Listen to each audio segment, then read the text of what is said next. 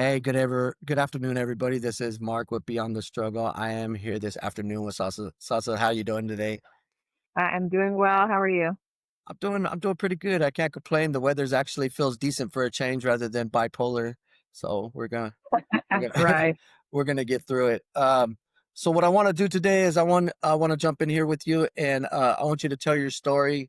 So what I want you to do is take us back to your earliest memory of when it all started, or your best memory, your worst memory, however you want to start it, whatever you feel comfortable with. Okay, and now Wonderful. let's walk through it. All right. Well, number one, thank you for having me on this podcast. I think that it is so incredibly valuable that there's folks out here who are helping us keep our stuff together in more ways than one.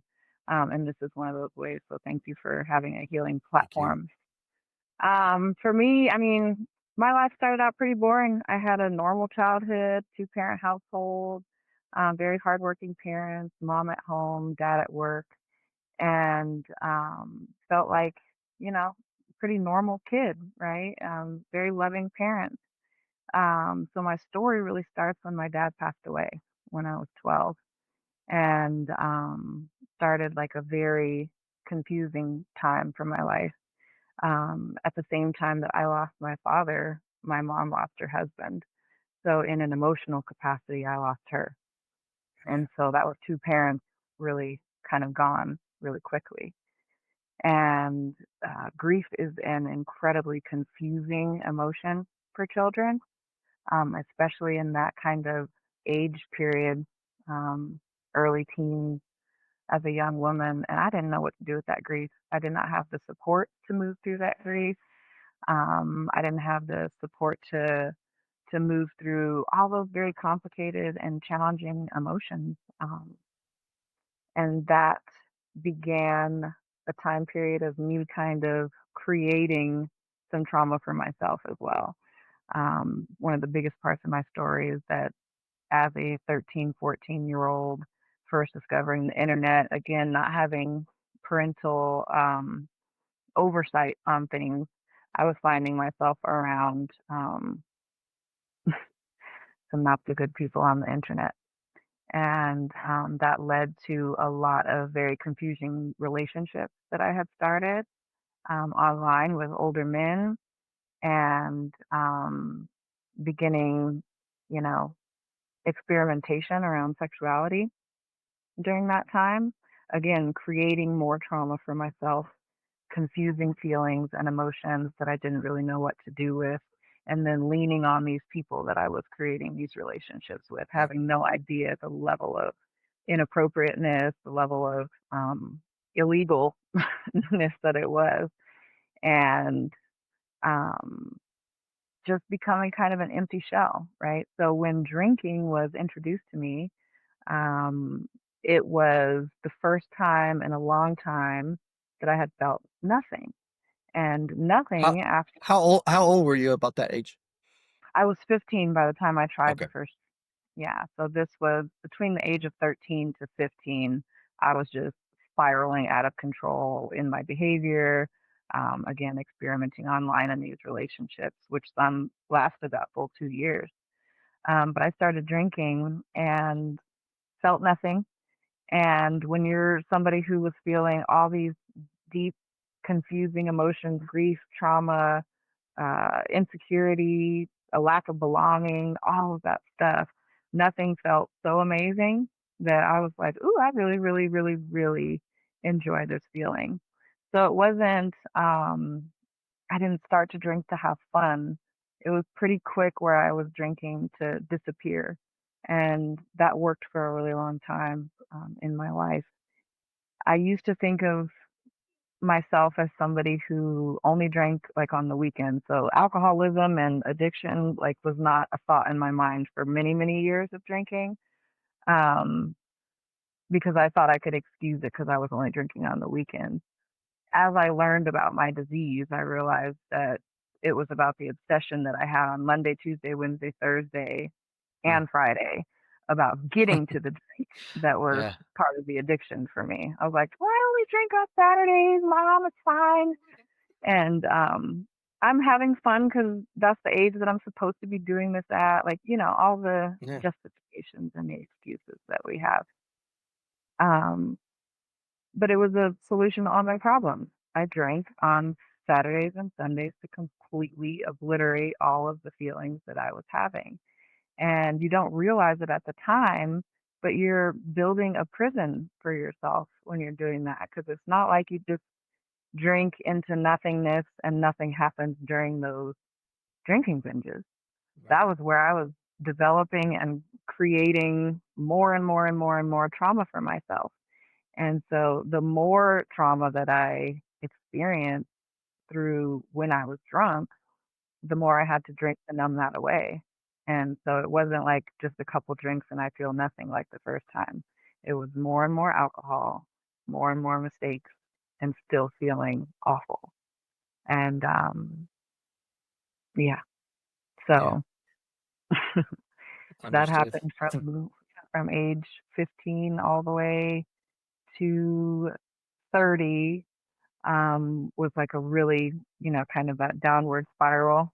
But from 30 to Now when 15 to 30, did you ever get in any trouble with the law or DUIs or Yep. So that's let's talk let's talk let's talk about that a little bit before we hit 30. Let's yeah, right. So I was such a goody two shoes. I'm telling you, I was a straight A student. I could hide my issues really, really well. And I got arrested one time for some bad behavior. I was, what I didn't realize was that you don't have to hit someone or do something wrong directly to another person physically for it to be wrong. If you're throwing stuff and you're screaming and yelling, that's a crime, especially in Colorado. So I got arrested for breaking a cable box, throwing stuff, throwing temper tantrums. And even though I wasn't drinking at the time, which really made me mad, I was like, I wasn't even drinking. So it was really hard for me to take responsibility right. that a drinking related crime, right? So when I was going through the probation, because I pled guilty, I was like, yes, I did that. It was a piece of my life. I was sentenced to probation and could not drink and could not smoke weed. And that was devastating to me. And that is the year that I realized that I was an addict, because not even probation, not even the threat of jail, not any of the consequences that were going to come to me made me stop drinking. I stopped for a few months and then I was like, oh, I can get by with it. I already tested this week, so there's no way they're going to test me again. So I'd sneak one shot, and then the next day they were like, you have to come in. And I'm like, no. So and I already knew. And that was not the last time that I failed a P test for that crime. And my probation officer, I will always thank him because of his kindness and real true attempt at like getting me some help through that year. So that led to being able to take I think it was a 6 week drug and alcohol course in addition to the other requirements that I had for that. But yeah, I mean, there was just that made me realize that there was anything, not anything that was gonna get me to stop drinking on my own, right? Right. Because this is not a disease that we can recover from on our own. We absolutely have to have help from our higher power, from others, whatever program that you choose, right? Whatever way you choose to move through sobriety, because not drinking is not the only thing. It is about being in a true recovery process, because that's Right. another story that I have. Like through those years, I had children, right? So in my pregnancies, I was able to not drink. That was going to be my next question. I'm glad you I got kids, and stay a step ahead of me. That's how you do it. yeah, these kids have been through a lot with me. Right. I was just talking about this in one of my meetings, but we'll get there. That during my pregnancies, I wasn't drinking. However, I was not in recovery. So when you just stop drinking and you don't work on any of the things that had you drinking and you're not working on yourself whatsoever, you are a hot mess. So those pregnancies showed me a lot more of my outside issues. All of the mental health stuff that I had not dealt with, that I was drinking away, came up during those pregnancies. And of course, like, your hormones are already out of whack anyway. But that was the messiest times in my life, really, was being sober and not doing anything about the mental health issues that were going on. Because Yeah. then once I had my children, I was right back to drinking. And it's very hard for people to understand um, this disease when it comes to kids, like, just how much that our disease gets in the way of every aspect of our life. Right. My ability to parent, like, that wasn't, crimes didn't stop me, being a mom didn't stop me, nothing. Nothing was going to stop me from getting to what was going to help me feel less bad. Because at that time, it wasn't giving me that feeling of nothingness anymore. I was just trying to get to at least less bad. Um, so yeah, and of course, relapse is a part of the story for me because during pregnancies, I was able to stop. I would stop for 2 or 3 months at a time. Um, I would try, right? Like, I would have big enough consequences or start feeling really a lot of shame where I would go through periods and be like, I can't do this anymore. But that addiction is so strong that you will swear to yourself and everyone else that loves you that you are never going to do it again. And you believe it. You're telling the truth. Like, if you took a lie detector test when you're in one of those Yeah. moments, you would pass because you Yeah. really, truly believe that you are never going to do that to yourself and your family again. And by the end of the afternoon, you're back at the liquor store. And that was me for a very long time. Um, and through the process of relapses and getting a couple few months down, I realized that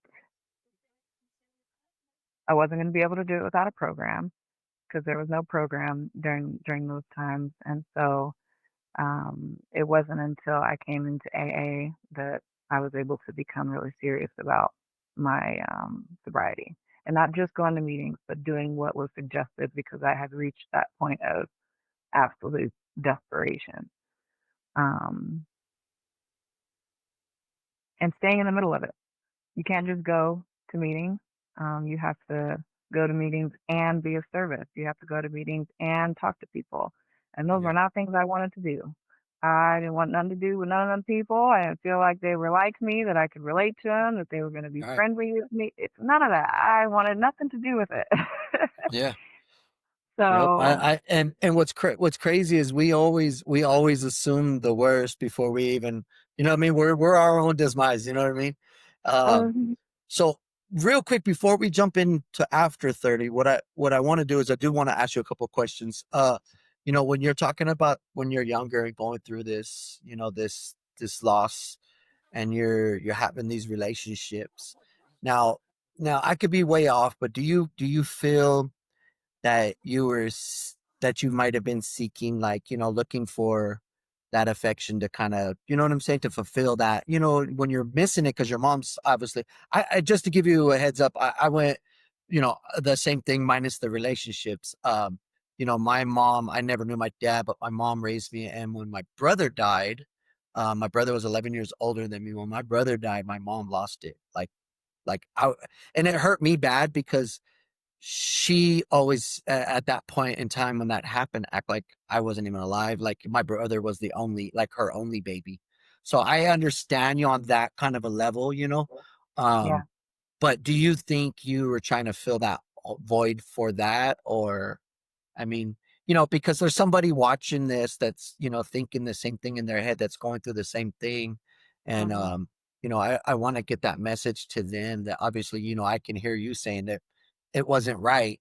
You know what I mean? And it's not right for grown men to be even, per- you know, doing that stuff, but they prey on that stuff, and it sucks. It sucks that we live in a society like that. Right. um, but and I know it's hard for you on that aspect, but I definitely want to kind of touch that on that just a little bit because it's a very important key element, especially in the day and age that we live now, is obviously 10 times worse than when you were going through it. You know what I mean? Like there's a man out there preying on somebody right now, a little girl on her sadness. You know what I mean? And it sucks to say it, but that's the truth. It is the truth, and absolutely, like, I know now that that's what I was doing. I was absolutely seeking comfort, connection, I was seeking advice, and, of course, that came in the form of older people that I thought had the wisdom, right? And they have the time to be paying attention to me, and so Right. it became, like I was self-seeking, and I was participating fully and happily in my own trauma. I now know like they're part of that, but through all recovery programs, we have to think about our part too. And so I definitely recognize the pieces of myself that were hurting, like the daddy issues in it, the losing a fatherly influence in my world. I absolutely felt the need subconsciously to replace that male energy, and I found I found people who did not have great motives, but Right. um, at the time it felt good, right? It was filling a void, and there's a lot of us. This is why I want to talk about this, because I know that when we experience being victimized as women and as young girls, that it's really, really difficult to talk about the parts of it that felt nice, or the parts of it that felt okay, or that period of time before we understood that it wasn't okay. Sometimes women can go through a lot of shame because of that, and being confused about those feelings. And so, what I would just want to say to anybody who has gone through that is that it is okay to have those like very conflicting feelings about it, and not shame yourself over the moments that it felt good or okay, right? You move through it and you understand things from a different level at a different time, and that's okay. Um, so yeah, I mean, for sure. All right. I just wanted to touch on that. I don't want to dig too much. I just want to touch on No that because problem. Thank you. I know we live in that society and it's not getting any better. And you have children and I have children, and you know, I have all girls and one boy, so I'm like four girls and one boy. So it's huge. You know what I mean? We got to get that out there and let them know that that feeling isn't right. That you know what I mean. They're just self seeking, and it's like, you know, these men out here aren't going to tell them that, like, oh, you know what? I don't think you need me. I think you need a counselor. No, they're Right. going to say, I am your Absolutely. counselor. You know what I mean? And That part right yeah, there. you know, so. All right, so let's fast forward back to when we were coming out of 15 to 30. So now we're at about 30. Where we at? Oh, 30 to how old was I? 33. I need to look at my calendars before I say things. But from 30 to my mid-30s was the roughest time. Like, Okay. not only had I deteriorated emotionally through that time, but at this point I was starting to deteriorate physically too.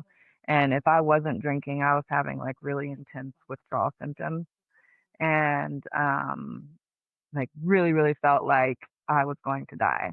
And I am sure that I was pretty close to that. When I look back at photos of that time of my life, it is scary, to see that version of myself being so deeply sick in every way, shape, and form.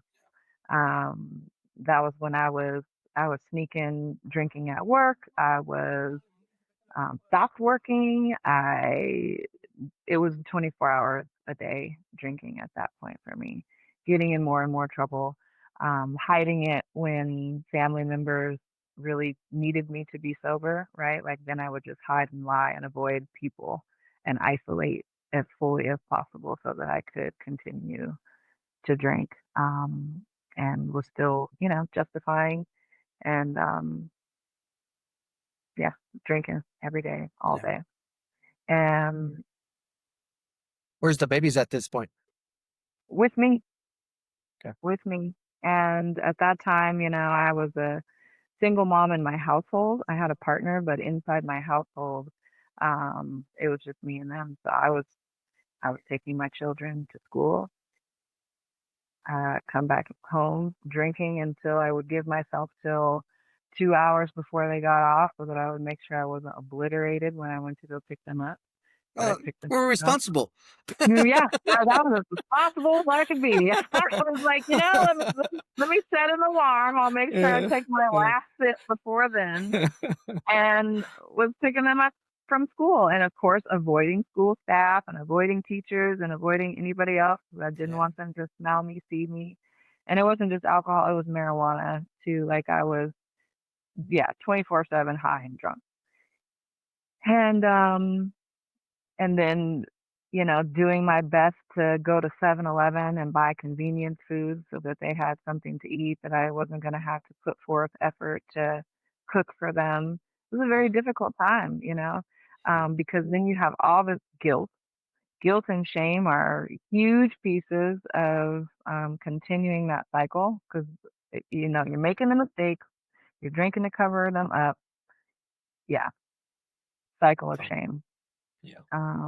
So yeah, my kiddos, for a big part of their life, experienced a very different mom than I am now, and that's part of the recovery process is owning all that stuff and realizing that your family, especially your children, are sometimes a result, like the way that they handle things are a result of being in a household with an Yeah. alcoholic.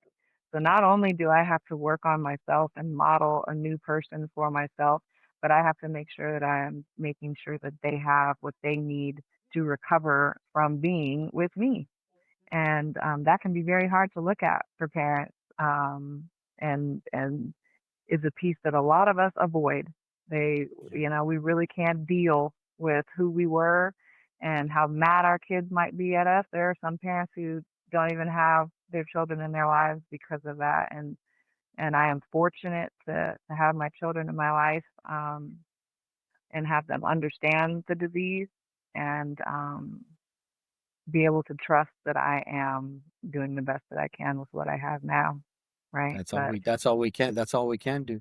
How long, if you yeah, don't mind, how much sobriety you have? I have I hate this. I now have 8 months of sobriety, Okay. and I had a short relapse in October to January of last year. And I'm still working on being okay with that fact, right? Because I had originally gotten sober in January of 2021 and celebrated a nice almost 4 years of sobriety and lost that. And so recovery is so important to me because you can have so many days at a time, right? And 3 years and 10 months is nothing, but you can have 40 years and still relapse if you do not stay in the middle of your program. Yes. And that's what And that, and and the thing is, I've talked to many people that alcoholics and stuff like that or addicts, and one thing I always tell them, the biggest thing is we got to respect it.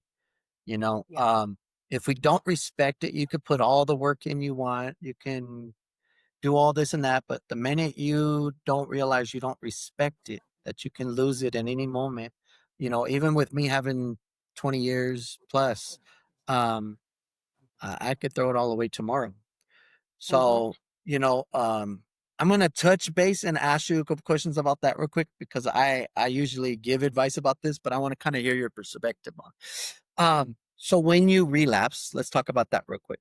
When you relapse, what happened?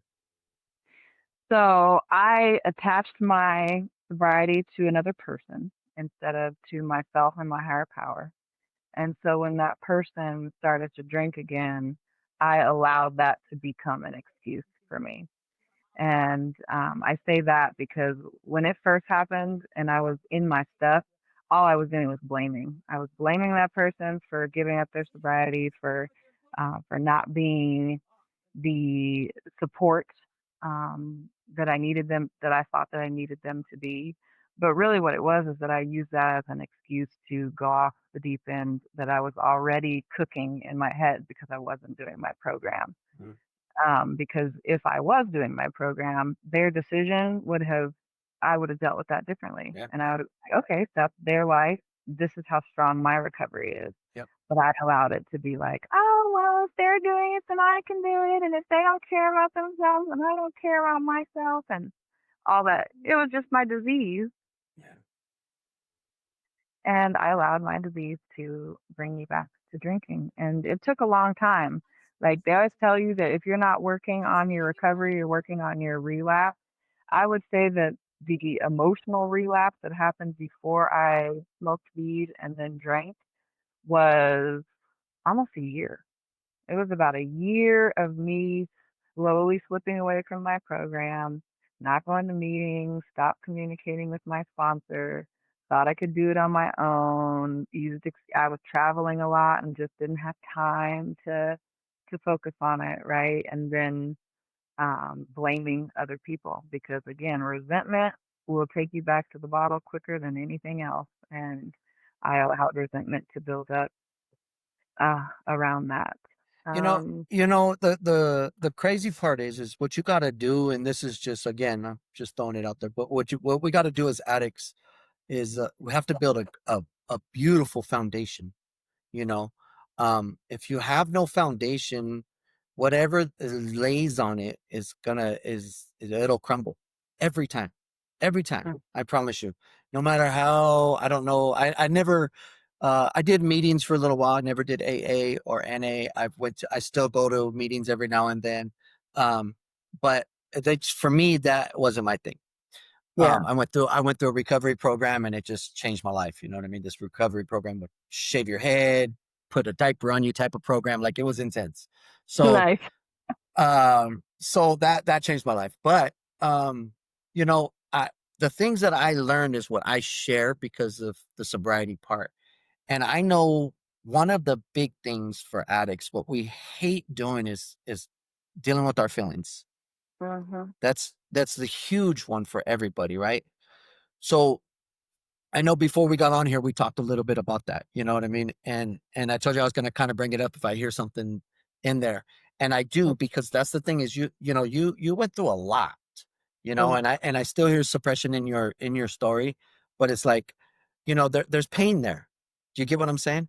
And if okay, so I talked to somebody like a couple weeks ago. I did an interview, and off of the camera, I told them Yeah. they have a home meeting, right? And this is Mhm. just a suggestion. Again, I'm not a counselor, but this is just a suggestion. Go to your home meetings, fine, but go to a meeting like, let's say you live in Inglewood, and I have a home group here in Inglewood. Go to a meeting all by yourself. Don't let nobody know. Go to Thornton that you Mm. never hear about. Just look one up. Like, well, that's silly, frogs over the lake. I don't know. You know what I'm saying? Just something that you're like, nobody probably goes to that. Nobody I know would go to that. And then go over there and just pour your heart out. When you go to share, pour your heart out. Just let it go. Let it go. Because I don't gotta see these people again. And you know what they say, be real with your home group and let it go. That's fine. Do you what works for you. But it is so much easier sometimes to talk to a stranger than it is to somebody I got to see every day. My Oh, point in being is this: if you get it out in the open, I promise you, you're going to feel so much better and you're going to have so much more room to grow and to build this foundation and decide what kind of foundation you really want to have. You know what I yeah. mean? Now, people build it on their children, people build it on God. People, you know what I mean? I'm a firm believer, you know what I mean? You got to build it on Jesus, but that's me. You know what I mean? Um, and the biggest part about your foundation is you gotta love Sasa. That's the biggest part. You cannot get any further once you get that foundation. If you don't love you, you cannot love your children. You cannot. I don't care what anybody. Oh, I'll always love my children. Blah blah blah. What? Say what you want, because you know what? If you did, you wouldn't be doing what you did, right? Mhm. This is the facts. This is the facts. The addiction will take over. You have to love you. You have to work on you. And that's the big thing. When they're telling you work your program, it isn't just about meetings. It isn't just about go and share you know, this weekend I had a really screwed up weekend. I drove by a liquor store. I hurt. Right. That's me. This is just me. Again, I'm not dogging out none of that stuff. I'm just being honest. You know what I mean? Mhm. These are the things like you're not working, Sasa. You're not working you. You're not working your core values. You're not working what's in your heart. You know, your babies are too young to understand what happened to you when you were younger. You know what I mean? You don't want your little girl or your little boy going through what you went through. That's huge. But what are we going to do to make sure they don't? We need to work all that stuff and not stuff it, because as addicts, the first thing we want to do is just, I'm fine. I'm good. I got this time. I know what I did wrong. It was my partner was drinking in front of me. And no, no, no, you had a weak foundation. Uh-huh. You know what I'm saying? You had a weak foundation and you didn't, and you let, because if you did, you're not going to let nobody knock you off your square, because the Exactly. devil's going to come at you every which way. They don't want you. He don't want you doing the right thing. He don't. It's a proven fact. You know what I mean? Now, Yeah. when your life is going great for those few years that your sobriety life's going great, and you can Mhm. find the excuses you want to find and say, "Hey, I wasn't working my program. I wasn't going to meetings." Well, what are you doing in those meetings? No, you weren't working your other stuff, and it started building, and the stresses of life on top of the stuff that you never removed, it got to spill out. It got to spill out over something. You get what I mean? So these Absolutely. these are the reasons. Like when I poke at you about the stuff when you're younger, is because these are the things you need to get out. They're hurt. Those are pains that happened. Whether you wanted to be like, yeah, I brought that shit on myself. No, says no child ever. Do you get what I'm saying? It wasn't your fault. You know what I'm saying? It wasn't your fault. It doesn't matter. It wasn't your mom's fault. It wasn't your dad's fault that, what had happened. You know what I mean? It was society's fault that nobody taught you how to deal with this stuff. You know what I mean? And that's the truth behind it. I was the same way. I know, trust me. I didn't use drugs behind my brother dying or my losing my mom afterwards. I didn't do that. These are choices I made, yes. But I know that those were when I stayed in my addiction, that was the reason I stayed in, is because I like to stuff all that. I'm Yeah. poor me. I lost my brother when I was 11. I lost my mom when I was 20. I lost, you know what I mean? Like, come on. We got to work that stuff. And I'm just giving you a piece of advice. Just work on your stuff. And that's the best way I could tell you. Go to a meeting across town. Go to a meeting across town where nobody knows you. Go over there and Yeah. just when they, hey, my name's Sasa. Hey, if you don't even want to say your name, don't say your name. Hey, my name is Gloria. My name's Gloria. And I'm here to tell you a story, man. You know what I mean? And I've been having a great week. My sobriety's been awesome. But let me tell you about a story about a little girl, man. You know what I mean? And just anybody wants to hear. And then, man, when you get in your car, you're probably gonna cry, Like man. right now.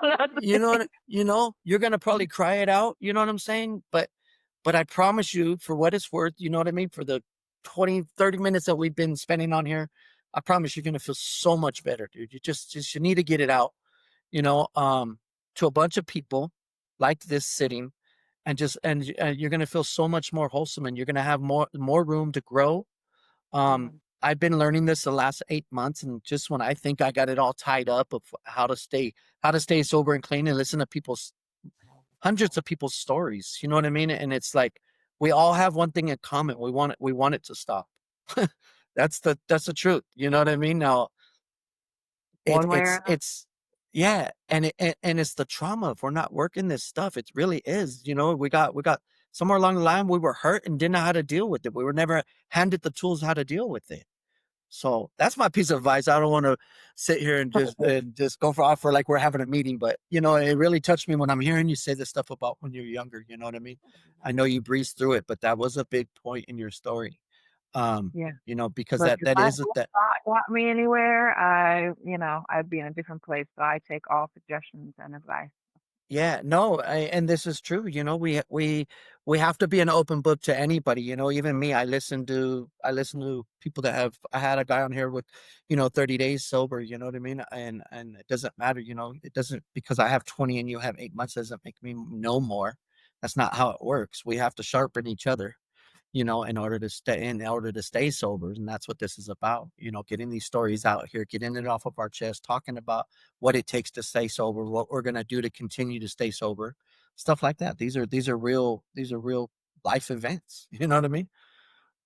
So what are you doing now for you to stay sober? What does your story look like now? Staying in the middle of it is like my favorite quote, because like we said, the further you are from the work, then the closer you are to a drink, no matter how many days that you have. So I'm somebody who's still a daily meeting maker. I have an incredible, and when I tell you an incredible sponsor, I have an incredible sponsor who I stay very close to, and I do whatever that woman tells me to do. I don't care. I'm doing it because my best thoughts got me over here. And I meditate. Meditation is a huge part of my recovery because my nervous system has been out of whack for so long from the life that I lived, the addiction that I had, and all those consequences that resettling and resoothing myself is vital for my survival. Because if my nervous system gets out of whack, then my brain can very quickly go downhill and go right back to drinking. So it's really about being able to shift myself without a substance um, or a person, right? Because we can get addicted to those things too, Just as and easy. hmm just as easily. And so that's a big part of my healing is um, learning to self-soothe and heal my nervous system from all the things that I did to it. Because yeah, when we don't know how to calm ourselves, and it's really easy to end up back in chaos. So, and again, the absence of alcohol is not the only thing we have to do. It's a presence of tools, and it's learning those tools over and over and over again, which takes consistent exposure to whatever recovery program that you're choosing. Another big part of my recovery is being physically active. And so I don't know if we're allowed to do plugs with stuff, but Phoenix has been a vital part of my recovery. One, because it's a community of other people who are doing the sobriety thing. Of all Shout out to Phoenix. I ain't mad at huge you. shout out to Phoenix. Like Yeah. I do not know what I would do if I did not have because meeting's not the only thing, right? To create fellowship, like getting into things where you're taking care of your body Yeah. is really important too. Like all yeah, all different I purpose. just talked to some guy right now. I did an interview yesterday, and he was alcoholic as well, and threw his whole life away. Like he had it all, making good money, everything, and he's in a sober living home. So we did the interview from a sober living home, Yeah. and um, and that's one of the things I told him. One of our hardest things as addicts is to learn how to do sober, clean things without feeling like we need some sort of substance or something in our life to make it so much better. And I went to the rally pre-party, and I was down there, and it was pretty cool. That's the first time I actually have been at the Phoenix downtown, right?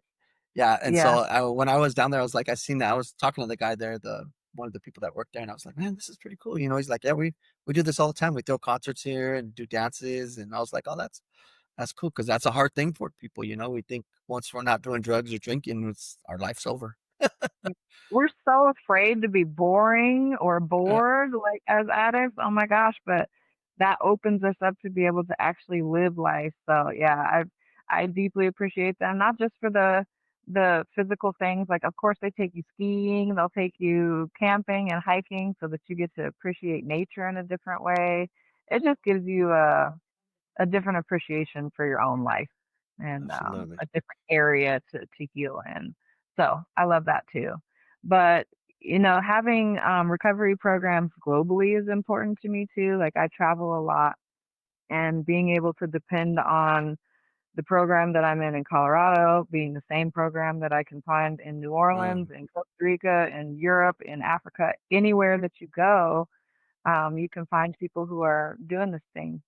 And so that's another piece of my recovery is to be able to have access to that no matter where I yeah, no because matter addiction's everywhere. Addiction's everywhere. everywhere. All I kind of if you go on YouTube and check out one of the videos on there, I did an interview with the guy in Kenya. So I'm a mhm. believer. I'm a believer. Nice. It's not just here. It's not just here. Absolutely. Yeah. Right. Yep. So, recovery is like it's a new presence of peace and purpose and connection for me. And Yeah. being able to wake up and remember what I said yesterday, Mm, being able to stand on what I said yesterday without that regret. part. Ooh, and being able to show up for my children. Let's go. I like that. I like that a lot. That's good stuff. Very, very proud of you, Sasa. This is an amazing, it's an amazing journey, and I wholeheartedly feel you got it this time for sure. You know what I mean? You just hold it together. The Always remember, for what it's worth, we're here for you. Okay, Yeah. you can call, you can message me anytime in the middle of the night. Don't matter. I'll answer. If I don't answer, I promise you, as soon as I live with my phone on me. You know what I mean? Like I take my phone to the bathroom with me, so it don't matter. Just message me, and I got it set up to where it alerts me. Even in the middle of the night. And I've answered calls in the middle of the night, so it don't matter. Just message me, call me, however you need to. If I'll be here. If you just need somebody to listen, you need to get stuff off your chest. We'll be here. And if you don't feel comfortable with talking to me, which, as you can see, I'm pretty talkable.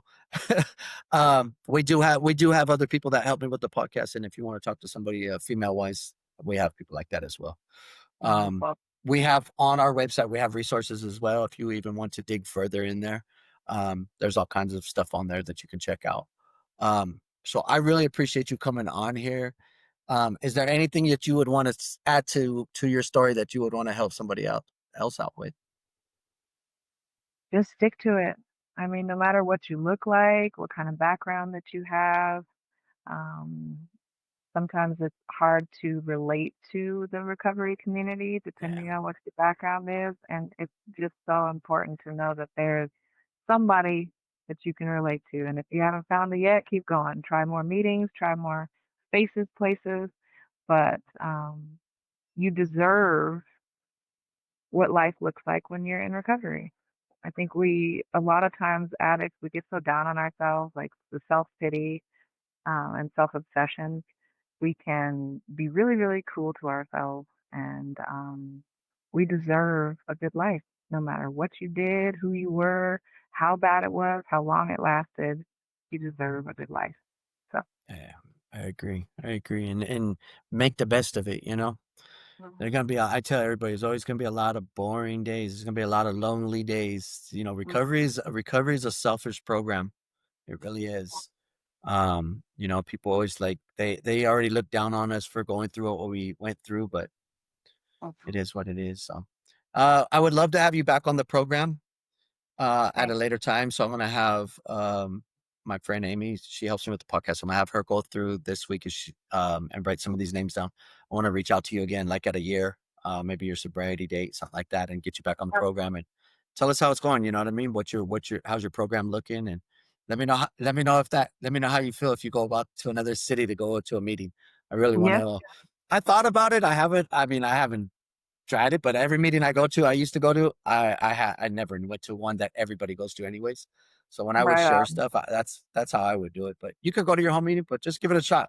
It makes sense to me. So go over there and just tell your story to somebody, and you'll be surprised. I think it's gonna be a huge, huge movement for you, for real. Thank All you. right. I Thank you appreciate so you. much. I appreciate you. And we will be in touch, and I will let you know when I get this out. Right on. You have a wonderful day. Thank you.